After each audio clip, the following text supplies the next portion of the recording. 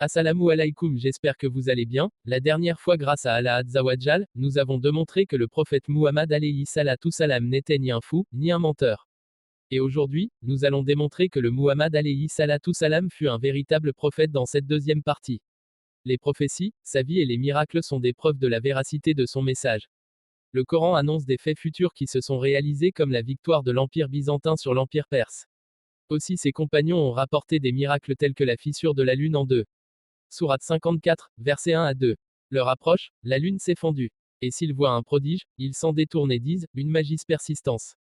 Dans un hadith rapporté par Bouhari et Muslim, la lune s'est fendue en deux pour répondre à la demande de certains compagnons du prophète Muhammad alayhi salatu salam qui voulaient un signe de sa prophétie.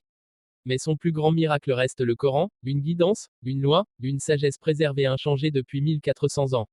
Malgré les épreuves, exil, guerre, boycott, perte des proches, il n'a jamais abandonné son appel. Il pardonnait à ses ennemis. Pour terminer mon intervention, j'aimerais vous citer les vibrants hommages que de grands penseurs occidentaux et autres lui ont rendus comme Meilko El Hardi son ouvrage, Les 100 personnes les plus influentes de l'histoire, où il classe Muhammad alayhi salatu salam premier. Ma sélection de Muhammad comme la personne la plus influente de l'histoire peut surprendre certains, mais il est le seul homme de l'histoire à avoir réussi à la fois sur le plan religieux et séculier. Aussi Alphonse de Lamartine, écrivain et historien français affirme. Jamais un homme n'accomplit dans un temps court, une œuvre aussi immense, car jamais un homme n'a fondé sur une base, si pure une si vaste domination.